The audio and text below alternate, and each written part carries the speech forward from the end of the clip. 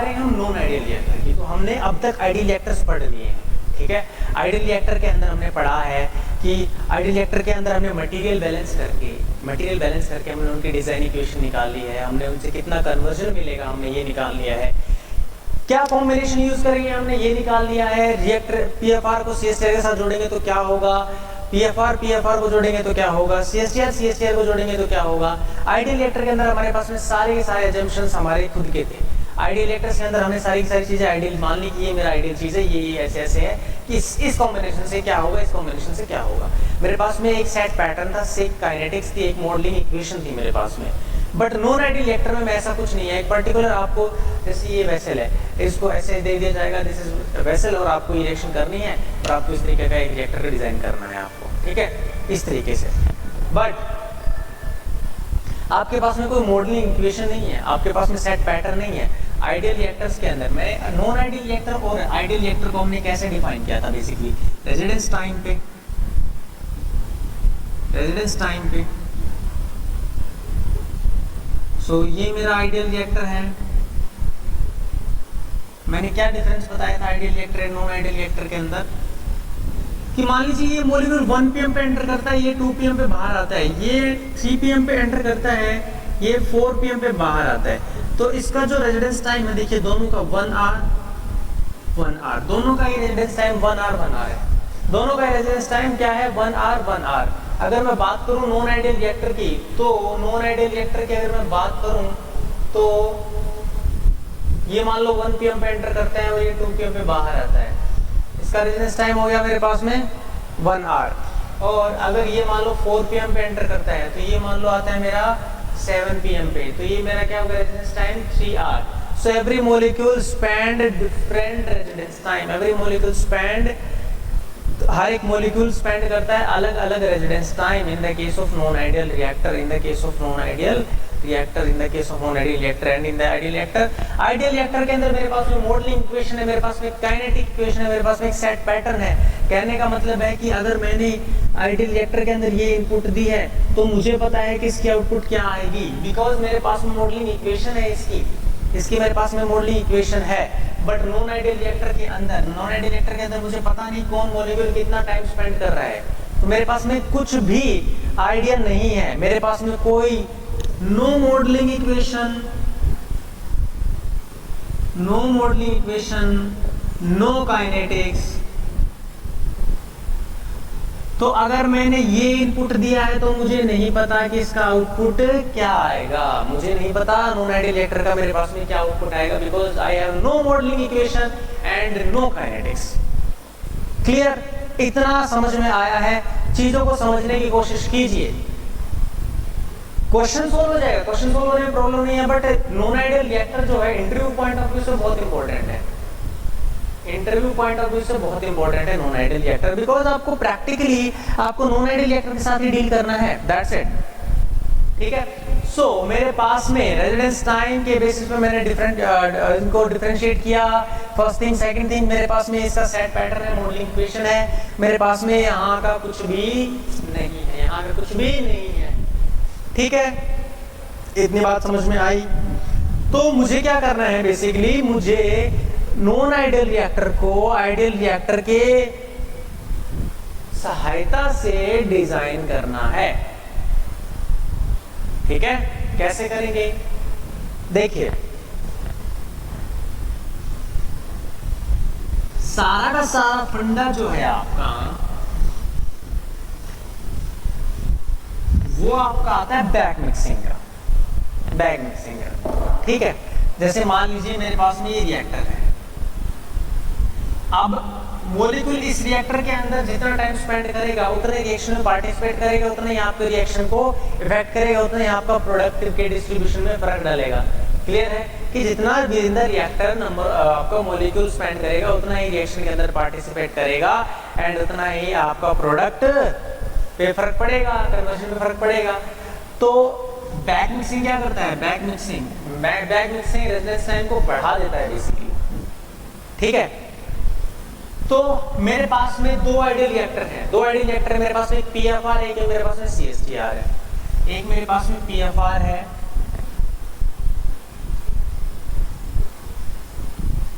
एक मेरे पास में CSTR है। PFR की बैक मिक्सिंग है 0, CSTR की बैक मिक्सिंग है इनफाइनाइट।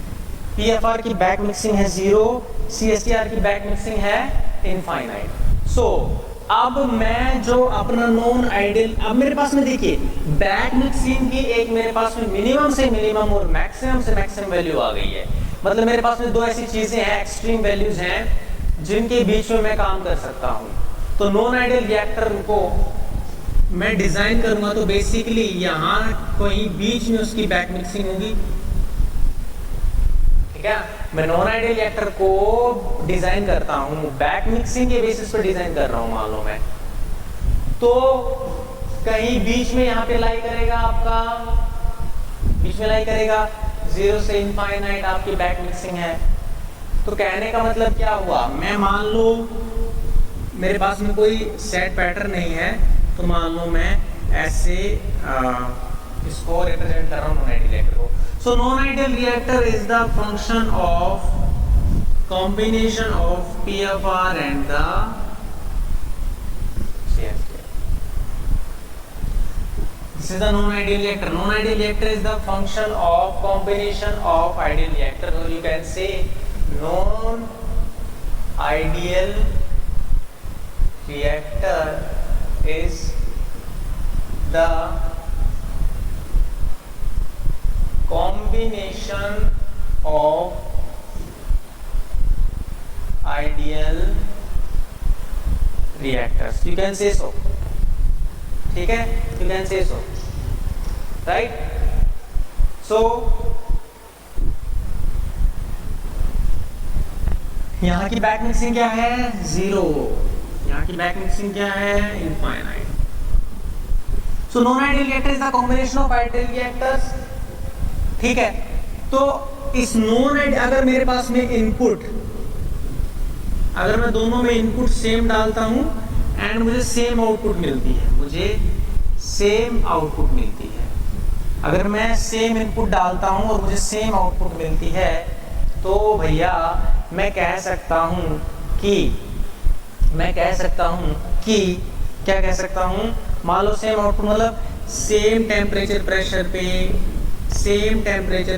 पे सेम मुझे conversion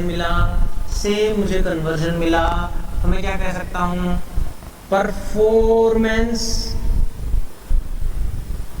of non ideal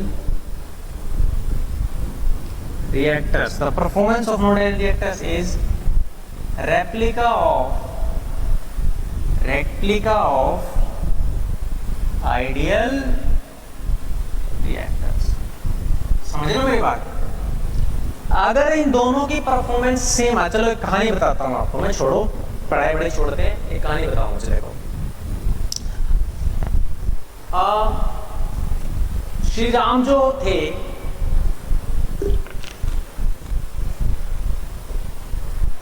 Treta युग में श्री राम थे, उनको बोला जाता है कि वो विष्णु का अवतार थे। तो उस अवतार में, उसका अवतार का क्या मतलब है, क्या विष्णु जी ने त्रेता युग में दोबारा जन्म लिया था? क्या विष्णु जी ने त्रेता युग में दोबारा जन्म लिया था? सो अवतार का मतलब क्या है, उन्होंने दोबारा रिबर्थ नहीं किया, उन्होंने कोई दोबारा जन्म नहीं लिया अलग से। कहने का मतलब ये था कि जो श्री राम थे उनके मोस्ट ऑफ द जो गुण थे वो विष्णु जी में मिलते थे। और यू कैन से देखिए राम को भगवान माना जाता है, था तो वो इंसान पर उसको भगवान माना जाता है, क्योंकि उसके जो गुण थे वो भगवान जैसे गुण थे, इसलिए इसको भगवान बोला गया, ठीक है। तो अगर इसके गुण इसके जैसे होंगे, इसके गुण इसके जैसे होंगे, तो ये दोनों की अगर इन दोनों की सेम परफॉर्मेंस आएगी, थोड़ा सा और मैं इसको इलैबोरेट करने की कोशिश करता हूं। देखो मेरे पास में आइडियल रिएक्टर कॉम्बिनेशन है, इसमें ये मैंने कॉम्बिनेशन लिया है PFR एंड CSTR का, इनपुट दिए मैंने कुछ टेम्परेचर प्रेशर पे और मुझे आउटपुट मिल रही है, ठीक है। इनपुट एंड मिल रही है मुझे, तो मान लो मुझे ऐसी कुछ परफॉर्मेंस मिल रही है, ये मान लो कॉन्सेंट्रेशन वर्सेस टाइम में, ऐसी कुछ परफॉर्मेंस मिलती है, ठीक है। और ये परफॉर्मेंस जो है ये पाथ फॉलो कर रही है इसका ये जो डॉटेड है ये आप मानिए परफॉर्मेंस है नॉन आइडियल रिएक्टर की, और जो डार्क लाइन है ये आप परफॉर्मेंस मानिए आपने इन कॉम्बिनेशन की। तो ये इस कॉम्बिनेशन की, अब देखिए मेरे पास में पीएफआर की डिजाइन इक्वेशन है, मेरे पास में सीएसटीआर की है, मेरे पास में इनकी मॉडलिंग इक्वेशन है, मुझे पता है कि कहाँ इसका जो पैटर्न है वो कैसे जाएगा, क्योंकि मेरे पास में इक्वेशंस है इनकी। तो इनकी इक्वेशंस है, तो इनकी तो आराम से मैं निकाल सकता हूँ परफॉर्मेंस। तो परफॉर्मेंस मैंने इनकी ड्रॉ कर ली।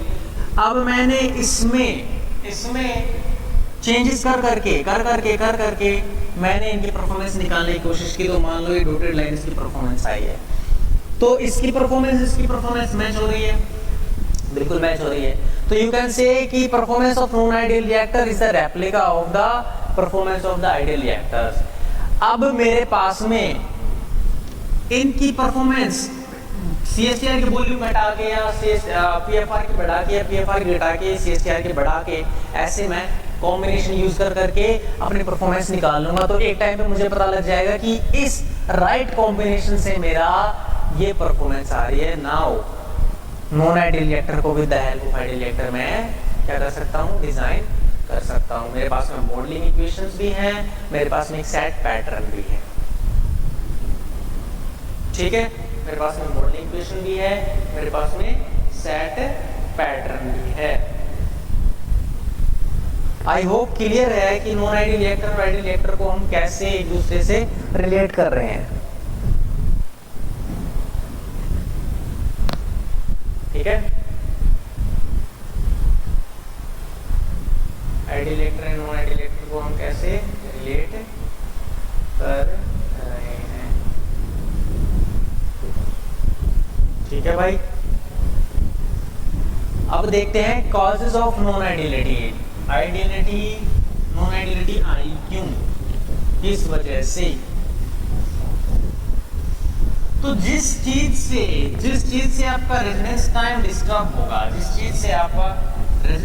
डिस्टर्ब होगा, उसी चीज से आपकी नॉन आइडियलिटी आएगी, सीधी बात है भाई। रेजिडेंस टाइम पे मैंने डिफाइन किया है इसको, तो रेजिडेंस टाइम जिस हिसाब से अगर आपको इफेक्ट हो उसी हिसाब से आपकी नॉन आइडियलिटी आएगी। तो टॉपिक डालो कॉजेस ऑफ नॉन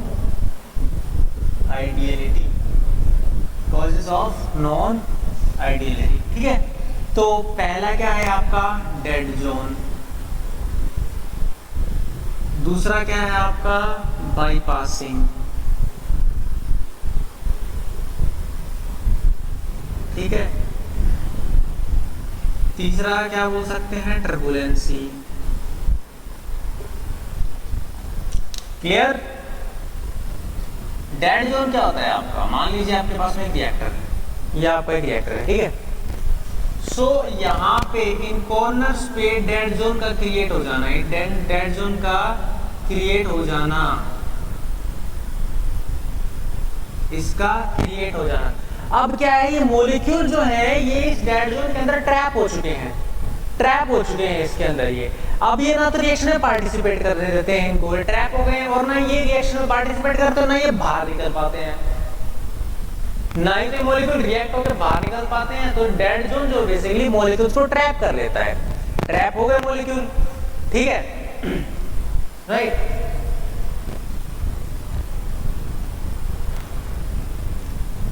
सो इसका डेड जोन में जो फंसे मॉलिक्यूल्स हैं, इनका रेजिडेंस टाइम बताओ मुझे, इनका रेजिडेंस टाइम है इनफाइनाइट, इनका रेजिडेंस टाइम है आपका इनफाइनाइट रेजिडेंस टाइम है भैया, क्योंकि ये ट्रैप हो चुके बाहर नहीं निकलेंगे। दूसरा है बाईपासिंग, कुछ मॉलिक्यूल मान लो बाईपास हो गए और सीधा बाहर निकल गए, बाईपास हो गए सीधा बाहर निकल गए, मतलब उनका with in the reactor time spend करना का जो स्पैन है वो बहुत कम है। एक शॉर्ट स्पैन के लिए वो रिएक्शन मिक्सचर के अंदर आए और बाहर निकल गए विदाउट रिएक्टेड, और रिएक्ट हुए तो बहुत थोड़े, क्लियर? तो डेड जोन के अंदर क्या हुआ? डेड जोन के अंदर इनफाइनाइट रेजिडेंस टाइम हुआ, बाईपासिंग के अंदर बहुत ही कम रेजिडेंस टाइम हुआ। फिर आते हैं तो डिफरेंट हो गए ना रेजिडेंस टाइम।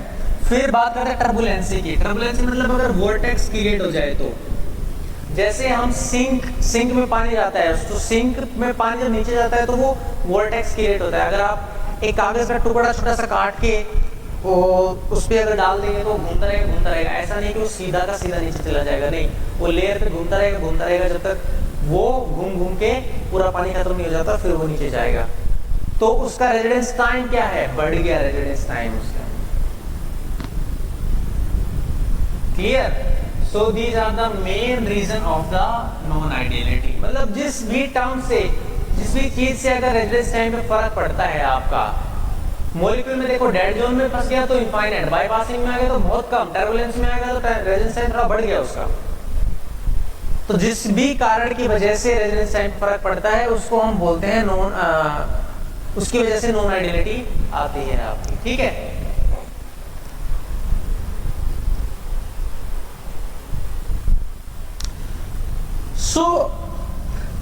अब मैं इस प्रॉब्लम को सोल्व कैसे करूं? प्रॉब्लम ये है कि मैं इस प्रॉब्लम को सोल्व कैसे करूं। मेरे पास में नॉन आइडियल रिएक्टर है, मेरे पास में मॉलिक्यूल्स की इंफॉर्मेशन नहीं है, बेसिकली कौन किसने कितना टाइम स्पेंड किया। तो मैं इस प्रॉब्लम को मैं सोल्व कैसे करूं? इस प्रॉब्लम को हम सोल्व करते हैं आरटीडी से, residence time distribution. Residence time का फंडा है।